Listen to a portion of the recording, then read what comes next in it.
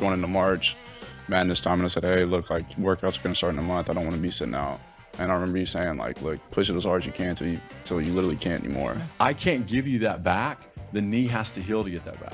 Me and Dr. McKenna talk about it all the time is the mental hurdle. You know, like, well, I did this before. Can I cut again? Can I plan again like I used to? And there's all sorts of things you've done to take good care of your body. What motivates you to do that even after you're off the court? Other than make me walk without pain and get me back on the court. Yeah, other than get out of bed in the morning, it's not a big deal. Because other than that, it wasn't a big deal. I'm like, oh man, Welcome to the Zero Downside Podcast with Dr. Wade McKenna, sponsored by MoabTexas.com. Hey guys, welcome to another episode of the Zero Downside. I have Dr. McKenna with me and Mike Mitchell here today and another special guest. And I'm going to let them all introduce themselves, but we're going to have a great episode and I'm excited for y'all to hear about it. Hannah, thank you for our introduction. I'm Dr. Wade McKenna, the founder, I guess, Moab, Texas.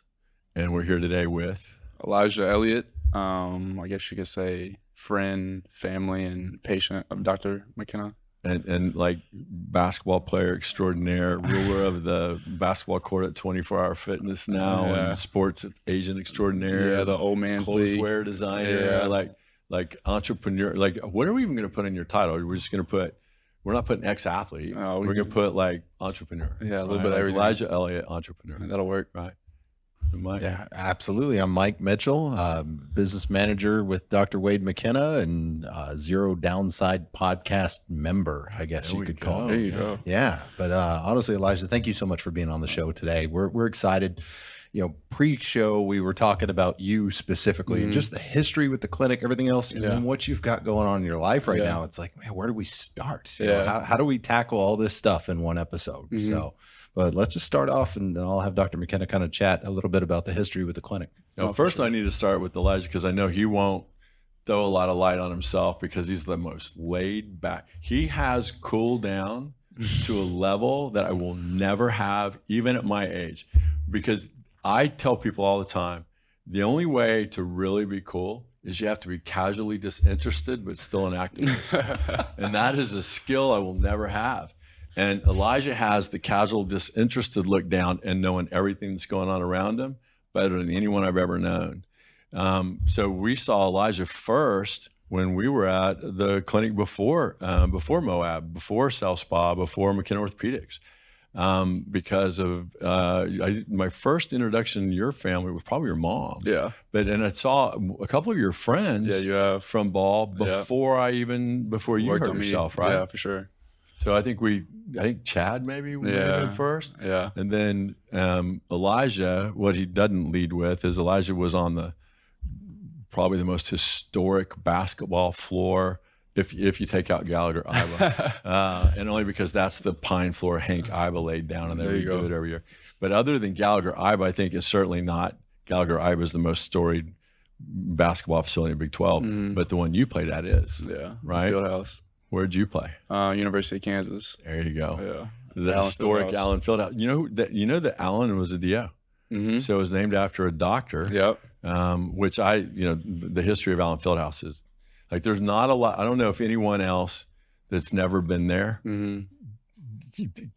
Just give me from the player's perspective, what's it like to be on that floor? It's different. Like growing up and, you have your schools you want to go to and you visit, different places and stuff like that. But I feel like there's second to none. When you go out, doesn't matter if you're playing a D3 school or you're playing Kentucky, it's 18,000 every game, I tell everybody it's different, like when it's empty and then when you go in there and everybody's packed. Like you go to bounce the ball doesn't bounce the same because the noise is so loud but it's definitely a special place for sure. I mean, as far as a basketball enthusiast, right? And I'm not a big NBA fan. I follow individual players, but man, college basketball is like a religion, especially in March for everybody. Yeah. I mean, the whole country is involved in college basketball in March, but really for you, college basketball has been like a religion for you since you were a kid, right? One of my favorite stories is about your dad coaching a Little League team. Yeah. Right? It's like Bobby Knight in the Little League. Yeah. I love this. Elijah was trying to talk about how intense his dad is. and and he said literally, my dad busted clipboards when we were in like 5th grade. Like Academy couldn't keep him in stock because he would break them all the time. That's hilarious. 7 years old. I love that. So tell us a story about what happened with you when you're playing at Kansas, and your first introduction to me, outside of me taking care of friends and family, your first introduction to me as a patient was during the season, right? For sure. I think it was around December or January of my freshman year. Was in practice, and I just remember just planting on it, and something didn't feel right. I went to the training staff and said, hey, look, like, at that point, I've played basketball for, 12, 13 years, worked out every day, so you know your body better than anybody. And when it happened, I just knew something wasn't right. So I ended up practicing the next day, and kind of put a sleeve on it, taped it up just to see what it would feel like, and it wasn't going. Wasn't right. Yeah, it wasn't right. So I get the call from your dad. What do we do? I said MRI, right? And had to lobby a little bit to get that done that early, because they're used to just, you work it out. Yeah. And on MRI, the tragic news for a during the season injury is partial thickness tear ACL with a stretch injury and an unstable meniscal flap of the lateral meniscus, right? Yeah. So take me from the MRI, what happens with, because we've already talked about the fact that most athletic programs are sponsored by Western medicine, and they have a certain amount of options for you. Yeah. Your options in that situation, what did they tell you about like your return to play that year, or what was going to happen? It really wasn't like a timetable, to be honest with you. It was more of a, hey, you're going to go here, you're going to do this. And it's funny you said that, because it's not just me, it's 99% of collegiate athletes, and that's the sad part. And not to knock anybody, but I think that having the resources and being blessed to be in the position I was, to have people like you, it was easy for me. Because typically you go, like you said, they're backed by a bigger hospital or something like that. You go, you get, your prototypical surgery, and then, 50%, 60% of the time you re-injure the same thing that you just had surgery on. Yeah. I mean, the ACL stretch injury, so what's published on your injury is that, especially post-growth plate closure, and you're what, 19? 20? So the ACL stretch injury that converts to a full thickness injury is nearly 100% at 2 years. And so his dad's like, do we just need to reconstruct his ACL? This is his freshman year, he still come back, he'll be a year out. I was like, no, right? Like, let's get the MRI, let me examine him, see if he's got any laxity. And ACL stretch injury, unstable tear. If it was just would have been the ACL stretch injury, I probably just would have injected him. And there's a great study published from a decade before that that showed that if you inject ACL stretch injuries, 11 out of the 12 kids with ACL stretch actually healed, and heals fast. Actually, Elijah healed way too fast, because I get a picture of him dunking a basketball at it's like 11 weeks. Like 11 weeks out, right? And he's proud of it, but at the same time, we have these stories a lot where I'm just like, holy shit, like, you almost drop your phone. He's like, feels great, have no instability, fully symptomatic. But before I let him do that, we did a repeat MRI. And after the ACL stretch injury, I did stick a scope in there because they had a little meniscal flap that was unstable. And the way we describe a meniscal tear, if it's on, and a lot of meniscal tears are just fraying. It's going to heal on its own, especially in someone with your metabolic health and wellness. Your lean muscle mass volume is insane. So for us, if there's an unstable tear, though, I think of a meniscus tear almost like having a zipper halfway down. Like, it can only get undone. It's never going to zip itself up on its own, right? And so you basically have this meniscus tear that all you have to do is twist or turn wrong, hit the ground wrong, go to cut, and now that zipper unzips a little bit. Now you have less meniscus to work with. And at 19, you got a good 70 years left on that knee. Yeah. I'm not focused, and rightly so, I'm not focused on 1 year. A lot of universities are focused on eligibility. Like, you're not going to be eligible when you're 50, so who cares if you walk, right? Yeah. So for us, he's got an unstable underneath surface tear lateral, stick a scope in, and to his credit, because he's lean and mean and healthy, all we had to do is with the little radio frequency kind of shrink down that little underneath surface tear, did meniscal preservation, kept all of his meniscus, I think we clipped a little bit of that edge off on the unstable part, injected the ACL, used his marrow, which I told his dad, the only temptation when I draw your marrow was sticking some of it in me. Right? Like we say that anytime I'm taking care of a young athlete, you're drawing their marrow and you're looking and you put it through the spin and you look at the cell counts, you're just like, damn, like you would have to draw my entire blood volume to get the amount of cell that you have in a bone marrow draw. So you stick that in his knee. Literally, he was through the scope. Like, what was your recovery like? It was funny. I was actually thinking about this on the way up here. You know, it was great because I remember calling you like, you know, of course you have like your first 2 weeks, which are the tough. You try to get your VMO back and your leg and your quad back and all that. Try to keep some motion. Yeah, even though it hurt. It hurts. You know, and Kansas did a good job of, you know, every morning making sure I was doing something. No, you guys have a great training program. Yeah. So I mean, the one thing, and even though it's not OSU, it's still Big 12, right? Oh, and you do have one of my favorite people in the world because he played at Oklahoma State while I was there. Yeah. In Bill Self. Yeah. So I think Bill Self scholarship year coming in as an athlete was the same as mine. I think we were both in the class of '81, and so when you know I get to watch him play as a pretty prolific player on a really good team while I was there, and even though you know it's not that he had some giant career at the next level, he bypassed all that. He's become one of the greatest coaches in the history of college no question. basketball, right? Yeah. So the training program, they get your quad back, you get your range of motion back, but everyone is still telling you, ACL injury. I remember giving you a call and saying, hey, like, you know, I knew it was kind of like, I didn't want to, because, you know, season was kind of going into March Madness time. And I said, hey, look, like workouts are going to start in a month. I don't want to be sitting out. And I remember you saying like, look, push it as hard as you can till you literally can't anymore. Yeah. And I was like, all right, game on. And let's do the MRI. Yeah. Right? So we do a follow-up MRI at like 8 weeks. Yeah. ACL's healed. Like complete homogeneity of his native ACL, right? No graft. Complete homogeneity, which if the MRI is healed, it doesn't get more healed, right? It's either healed or not, right? So it could be healing, which is what I tell a lot of people. Look, you're not healed, you're healing. Elijah's graft is complete homogeneity of his graft at like 8 weeks. So and the trainer's talking to me and going, hey, well, like he's only 8 weeks, partial ACL tear, knee scope. I'm like, dude, here's the MRI, right?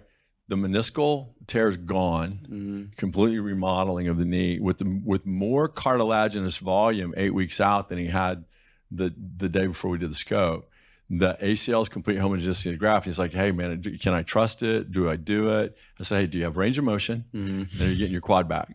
He goes, I got 80% of this quad strength back already, and I haven't really been doing a lot. I go, man, like regardless of what the inside part of me says, like you go. Yeah. Right. Well, I can only imagine the pressure being an athletic trainer under a Bill Self program, right? Like you can't mess up a player, right? Specifically one that's got a key role like you did. Yeah. With that, you know, Dr. McKenna, what's the expectation versus reality, right? So in the case of a standard athletic trainer looking at somebody with the same injury as you had, what's the expectation for your average athletic trainer using what for return back to sport? Yeah, a year. Right. And really, and everyone knows, like it's not the year you come back from an ACL, it's the year after the year you come back from an ACL. Right, because of the fact, but think it's because of the amount of atrophy these kids go through before they're treated. They're mostly braced. They're protected range of motion. They're not doing everything. They're slowly working on some range of motion. When I can get a guy like E prehabbed a little bit, because he starts out like mid-season shape, right? Acute tear. He didn't have a lot of atrophy going on at the time we did it, because we did it pretty quick.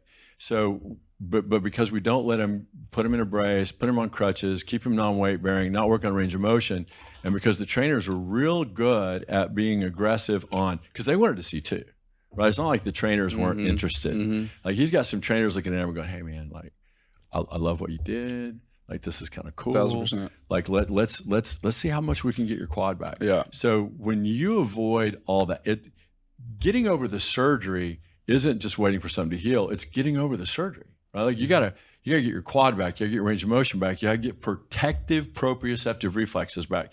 You can't be a cutting athlete. Like he's not a cutting athlete and out and like dribble around me while I stand there looking stupid because he doesn't know where his knee is in space. It's not a conscious thing for him. Yeah. Subconsciously, that little pull back, the cut, the moves he makes with the basketball in his hand, that's what made him special. I can't give you that back. The knee has to heal to get that back. And cells got him to that point way faster. So he didn't go through a lot of post-op atrophy. He wasn't working in the weight room for a long time to get his strength back. He was back on a court with protective proprioceptive reflexes at 11 weeks. Yeah. And so if you don't have a year of recovery, I haven't taken you out of your sport, getting you on an elliptical trainer, working in the water against resistance, some physical therapist kind of moving your knee around afraid to hurt you. That's why people come back so fast if we do it with cells, is because you're healed enough that your body's able to do what it wants to do better. I can get you back more competitive faster. For sure. So you really, for that much of an injury, it was like a hiccup kind of mid-season. And I think the nicest part was there was a guy named Tyrell Reed who actually played at Kansas that did my rehab. And so he kind of, coming from a player's perspective, definitely helped. Hey, how does it feel today? I can really push it. Okay, let's push it past. And, and that always is nice. That's a learned thing too, because a lot of, we make the thing, we talk athlete all the time, talk about training all the time, talk about PT all the time. But most physical therapists don't want to hurt someone because they don't want to feel responsible. And they're afraid some orthopedic surgeon's going to throw a stone and said, man, they would have done great had you not done this and that. 1,000%. I flat out told you, look, they can't hurt you, right? Like you go, you get your quad back, you go, and your trainers worked with you pretty well. For sure. Right? Like, I mean, I was really impressed by his rehab. Mainly because I can make your MRI look good. I can't make you be able to play basketball again. Right. I'm just treating your knee. And Elijah did all that. Like, that's a credit to the athlete, not to the surgeon. It takes a lot of work, man. And you were able to make it back in time for March Madness, getting training, getting ramped up. So talk to us about that. Yeah. So actually, when I got hurt, I ended up redshirting to save my eligibility. And so that was, it was a blessing in disguise, because I didn't waste any time or, waste your eligibility. And then the following year I got to play again. And you're still practicing with the team every day. Practicing with the team. Yeah, I stayed active. And that was a good thing, that I think, I give a lot of credit to my coaches though, in that sense, like, hey, you're not doing this, but hey, stay involved, do this, and we had a former player, like I said, Tyrell, doing my rehab. So it wasn't just like, okay, we're going to bounce on this and throw the ball back to me and do that type of thing. It was like, okay, here's a ball, like, see if you can cut this way, see if you can plant this way. So it's all basketball movement. So when I came back, it was like, it was that mental hurdle was kind of jumped over already. And you didn't lose your timing, didn't have any chance. Yeah. And I think that's the biggest thing with athletes too. I think me and Dr. McKenna talk about it all the time, is the mental hurdle, can I did this before, can I cut again? Can I plant again like I used to? And I think knowing that, hey, I can't hurt it, I'm not gonna be able to tear this graph or do this again, like that's the confidence biggest thing for me. Confidence is crucial, right? Yeah. And what a lot of just weekend warrior guys don't know is if that's your money, like, my money makers in my head, right? Like, so, but your money maker, your tool is your body. For sure. And so athletes are more in tune with every little inflamed area than anybody, but all they need to know is, am I hurting something or not? If you can tell them, if you can look them in the eye and say, just ride this out, right? Like, it's going to go away. We know it's not torn. But what everyone really wants to know is, am I going to make something worse, or do I need to set? And because we were able to manage Elijah fairly aggressively with MRI and follow-up, we were able to kind of just say, look, I know you're having pain. I know this is hurt. I know your quadriceps inflamed, but you can go, right? And now I need to see it. I need to touch it. I need to move your knee around sometimes. But there was a lot of hiccups during even the next couple of years, because it's not like that was his only injury. Playing on the court, and you've had some cells for sure, right? But he's always done really, really well, and that's that. And again, I tell people all the time, I can make the MRI look pretty. I can get the graft to heal better than it would on its own.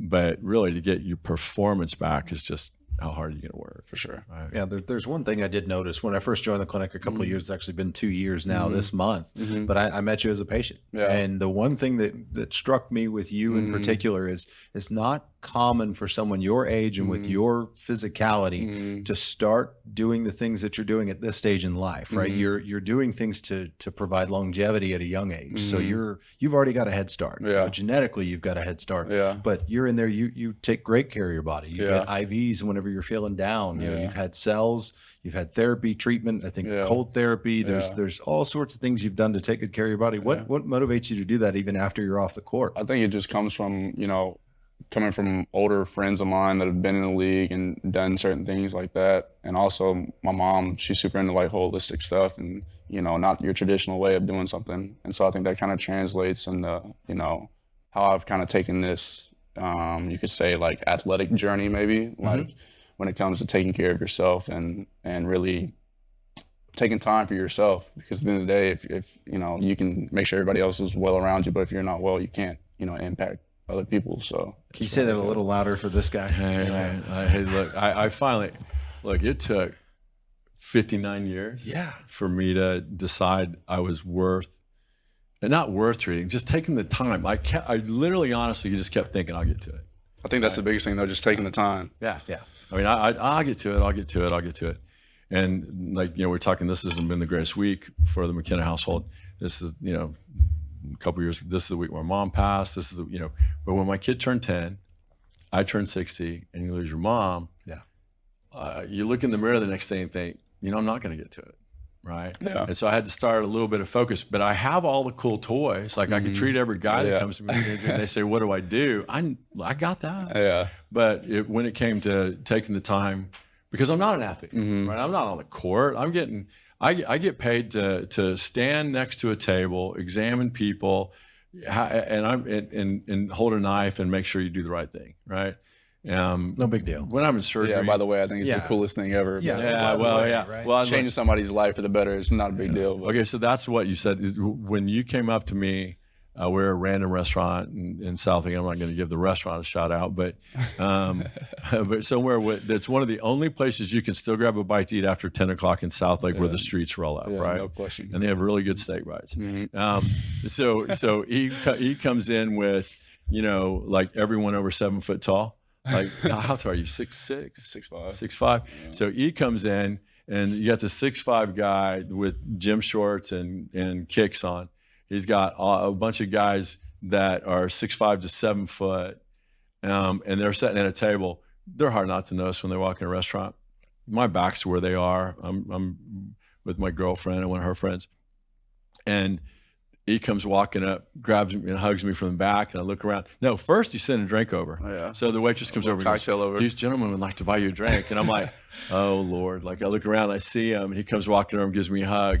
And he looked at the people I was with and said, you know, I got to tell you that what you did. I said, dude, you didn't have to do this. I appreciate how are you doing. We're checking up. And he said, man, you changed my life. So I just want to let you know. And he doesn't say it's me. Right? Like getting a shout out to one of your family or your friends is about the coolest thing ever, right? Because all the late nights and the giving up your 30s and all that stuff, like it's great because I get the satisfaction. Like I never feel bad if I forget to take out the trash or if my phone gets cut off because I forgot to pay. Like that stuff happens all the time, right? My personal life is like taking a bunch of stuff, throwing it in the air and see where it lands. Yeah. But professionally, I'm on point. That I spend 90% of all my time and effort making sure that nothing falls through the cracks that way. Yeah. And so when someone comes up and says something like that to family or friends, like I can't tell you how grateful I was for that kind of a comment and how humbling it is that I was even allowed to participate in your care, let alone you give me that kind of credit. So I genuinely appreciated that. No I mean, those are the kind of things that kind of make all the reading in the middle of the night, the insomnia, the pain everywhere kind of worth it, right? Yeah, for sure. So let's talk about what you're doing now. Yeah. Because your life has not got less exciting. Like every time I talk to you, you're like I talk to his dad, and his dad's like, hey man, how's he doing? Where's he at? He goes, oh, he's in Miami, or he was in Vegas for the G League stuff, and he's in Miami he's with this guy and this guy. So what are you doing now? Doing a little bit of everything. But mostly I just opened up my own sports management company. Nice. So kind of taking that field, you know, I've had a bunch of friends that obviously have played, I played, and it's kind of the same thing. You know, well, I told you a long time ago, the one thing that guys don't do well is be good with their money. And with the situation you've grown up in and the experience that you've already had with your exposure to the financial world, the kids that you know need you, right? Like they need your help because you're not going to just you're not you're not entourage, you're not hanging out with them for a check. Yeah. Like you can literally change their lives financially. And I think that the fact that they got to see you make those kind of financial decisions really young in life, like you're probably more financially successful before you even finish college than a lot of people are ever going to be with their investment strategies in their 40s and 50s. And so for you to be able to take that kind of financial structure and knowledge and your exposure to those situations and then be able to leverage that as an ex-athlete with all these kids that already know and trust you, it's a huge benefit for them, right? Like you've got to feel good about just being able to help out all the guys that you watched struggle before, right? Yeah, and that's the reason why I got into it. You know, you see some of your friends struggling and, you know, they've worked their entire life, you know, kind of like you worked your entire life to get to where you are now, and they work, and you have some guy that's just kind of preying on them getting there and them not knowing the same, you know, things that they quote unquote know, but at the end of the day, they don't really know either. That's why it never works. So it's like, you know, some guy that's living on his income is not who needs to be, who needs to be making your financial decisions. Yeah. So for me, it was important that I kind of leverage the relationships I have and kind of combine the athletes with that and kind of spin, you know, the whole sports management, but also involve private equity and stuff like that for the athletes that when you bring a guy in, you have private equity opportunities for these kids that set them up for the rest of their life. For sure. And not a lot of agents. First of all, I think it's like being a doctor, right? I think for the most part, a guy has a good heart, but it doesn't mean he has the resources, the wherewithal, or and I don't want to say he's lazy, but a lot of guys are just lazy, right? They just don't take that extra step to do the right. Doing the right thing is harder. Yeah, takes more effort. Sure. And everyone just takes the path of least resistance. And so I think when you can kind of step up to the plate for a guy financially and make their future solid outside of the game. I mean, even some of these G League kids and some of these guys playing in Australia, they're making bank, right? But when you bring them back in, it wasn't about how much they made on that contract. It's about what you helped them turn that contract into, right? That's the part that's cool for me. So as far as the agency goes, what sports are you covering, So just strictly basketball. Strictly basketball. But for me, like I said, it was important to the financial piece. I think, you know, a lot of people talk about, you know, generational wealth, but it's mostly wealth conservation and prevention, like from going broke, and like actually wealth creation, you know. So I want to give, you know, them that opportunity to kind of have that lane, you know. And you know, athletes love money. Is he has access to some private investment money and equity firms that no one can just buy into, right? Like the partners that are setting me up in this, and his partners in the sports agency, as he steps out for his own agency, these are private equity funds that generate generational wealth, right? Like we talk about, you know, Albert Einstein. They asked Albert Einstein one time, which we were born on the same day. Not that means anything. Yeah, not that it means anything, but it is Pi Day, right? 3/14. So, you know, my background was physics and psychology because I always laugh and people are like, but you were pre-med. I'm like, no, I knew I wanted to go med school. But the reason I got psychology and worked in physics and psychology was because I wanted to say, just to be a smart aleck and say I knew how the world worked and why, right? But Albert Einstein, they asked him one time, what's the most important mathematical equation you've ever seen? And he didn't talk about relativity, anything else. All his stuff, he said compound interest, right?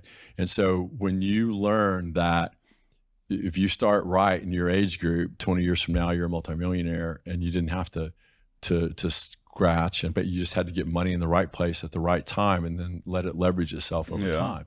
And that's what no one spends the time to learn in college, and no one spends the time. Certainly the management situation doesn't set that up for a lot of people like you have access to, which I think is the coolest thing ever. Yeah. Right. Well, I think there's a lot of professions that go through that. Professional athletes notoriously, you're suddenly a millionaire overnight, almost literally overnight. Literally. And I would actually say the same thing for a lot of physicians. Now that the amount of physicians making millions is way down from what it used to be since the businesses took over. But it's the same thing, right? You get this wealth, which is generational, and then you squander it. Right? Well, And that's so what it that's is. the hard I'll part. tell you what doctors and athletes have in common. You go from making nothing to making something. Yes. Right? Like you're not stepping it up. Like you didn't start waitering and then become an assistant manager and then become a manager. You go from being a student to getting a big check, and you don't know what to do with it. It's just a check. It just changes your lifestyle some, but it doesn't change your debt structure. It doesn't change how you feel at night. It doesn't change your stress level except for make it worse. Yeah. And when you can get a guy that can help someone structure that, which no one does it for doctors either. Right, like you need to be an agent for doctors. We need to get you. We need to set up an agency where you take young physicians coming out with those first checks. Because we talk about being a millionaire coming out of the league. Yeah. There's way more guys that don't sign $1 million contracts. That's true. But you don't have to sign $1 million contract to be wealthy later. For sure. You have to get some 6-figure income going and be able to defer it and be able to turn it into investment accounts that make money for generational wealth. And so the guys that aren't signing a $20 million deal, because you don't make that kind of money in your rookie contract. It's your second deal, right? Second or third. Yeah. And really it's the deals that you get outside of it's the deal you get outside of the league's contract that makes guys the access that you have to the deals because you are an athlete. Like I said all the time, athletes want to hang around people with money, and people with money want to hang around athletes. That's what generates wealth, right? Yeah. Like I love the saying that, and I hate. It's one of those things that's so cliche, but the old saying was, "It's not what you know, it's who you know." I firmly disagree with that. I think it is what you know, as long as you still know the right people. Yeah, right. No, for sure. Because no one's going to pay you to be smart. You have to figure out a way to pay yourself to be smart. But if you know people that help you and leverage the parts you're not good at, he spent most of his life learning about basketball and money because of the situation and what he was able to watch growing up and the situations he found himself in. He's been in a room with generational wealth guys since he was in 5th grade, right? Some of us maybe weren't. And so he always knew that was going to be an important part of what he did. But when you don't have to focus on it, when you just assume it's going to be there, it's kind of that law of attraction thing, right? Yeah. If you worry about it, it goes away. Yeah. If you manage it and just plan on it being there, then money's never the motivation for what you do, right? It's the making a difference. 1,000%. And the money takes care of itself as long as you plan for it and don't, waste it. For sure. Right? So as far as the athletes go, right, how does an athlete find an agent, right? I'm the agency world, the sports agency world in particular fascinates me, but I know nothing about it. So from my perspective, I've always wanted to know, how does a student athlete find an agent like you? How are they going to choose who to find? Prototypical, it wasn't, you flashback to when I was in college, the landscape was completely different than it is now. Oh, NIL. NIL completely changed the game. Now you got, guys driving Lamborghinis and Porsches, and it's the same thing we just talked about. Like overnight, now you have 6 figures and you're 17, and it's like, whoa, what's going on? What do I do with that? Yeah. So the financial aspect is just as important. Just as important. Yeah. So I think, to answer your question, it's kind of like now it's the new normal. All these kids have agents, all these collegiate guys have agents, and a lot of times they ride the same agent that they have in college all the way through the professional ranks. And so you get to somebody, like you have certain guys that when they get to a certain point financially, they don't need an agent because they've learned kind of the ropes. They've learned. I tell all the parents and kids I talk to, like, you don't technically need an agent. An agent should provide a service that you need. It shouldn't be like the kid shouldn't work for the agent. That it's a elite service-based industry that the kid is allowed to have that you should take advantage of. And a lot of these agents and agencies feel like they're doing the kid a service when really the kid's doing them a service. Oh, for sure. Yeah. Like people don't find me because they did great. Yeah. People find me because they've had everything done and they're worse.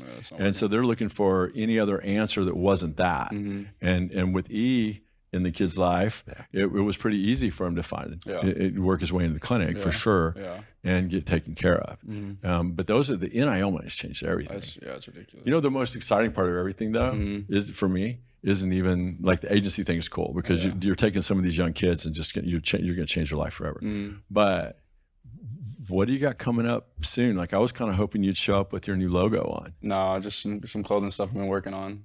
Yeah, some clothing stuff. He's got his own athletic clothing line setting up. Yeah, coming out. And he has like the coolest logo ever. And your mom takes credit for that. Is that really true, or is that like is it like a modification of what you've done? I'll give a little credit. Like, we gotta give Tracy a shout out, right? Because Tracy is a huge proponent of biologic medicine and thinking outside of Western medicine's paradigm of throwing a drug at everything, for sure. 1,000%. And your dad, I mean, your dad made fun of me forever. Your dad asked me one time, he puts his arm around me because his dad's been financially instrumental into helping me not still be, it's why I'm not a hospital employee still, right? Like, I would have probably just given up like every guy my age and just go to work for a hospital system, take a big check and show up and just do what they tell you to do. His dad made fun of me one day and said, so when you do a total knee, like, what's Medicare pay for that? And I told him, and he goes, dude, like, I wouldn't get out of bed for that. I go, well, I said, it's what I'm passionate about. He goes, yeah, but we need to make it where you can still be passionate about making grandma work, but you got to be able to pay some rent. And I was like, oh, well, I've never even had that thought. Like, making grandma walk was enough for me, right? But not at 60, walk, right? You got to start. And so he's like, hey, man, we got, like, you have the coolest toys. We need to be able to find a way to leverage that. And it took someone like that, even in my life, and I think you remember, I mean, this when I was 50.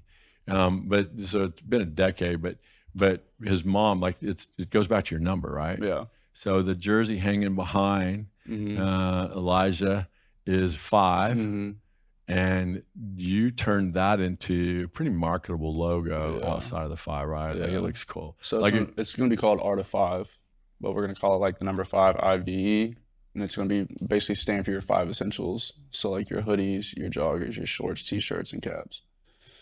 I love a marketing. So when can we expect all this stuff? Before Christmas for sure. Okay. Yeah, just working on the design process right now. And So, I tell people all the time, like, I'm never wearing, I'm so tired of wearing someone else's sports shirts and we laugh all the time because pretty much I wear scrubs and t-shirts. And usually the t-shirt is orange and black. It usually has Oklahoma State on it. But I told someone the other day, like, I'm not ever wearing a logo anywhere unless it's mine or someone's paying me to wear it. But I would wear a 5. I appreciate that. All right, so I'm gonna like, I could throw a little Moab on there for you too. Oh, dude, split the pocket. I'm cool with that. Like, I like it. There you go, a little co-branding. Dude, I want to say thank you very much for showing up. I'm a big fan, and not just of what you did on the court, but, and I've told you a million times privately, I think that you have so much figured out at such a young age that one of the best, and I have 3 beautiful daughters. Don't have any progeny that share the same genetic configuration as the male side of the equation, and unfortunately there's still XX and there's XY. I don't know about all the pronouns, so I'm not good at all that, but I know that I don't have an XY in my life. And so being able to kind of live vicariously watching what you've done on the court and in life is, I'm insanely proud of you. I appreciate it. And I know your parents are just elated because I get to talk to them, but for me, being able to sit back and watch what you've become off the court is just as exciting as watching you play. Well, I appreciate it. Thank you all for having me, for sure. Absolutely. I've enjoyed it. Yeah, what you're doing is important.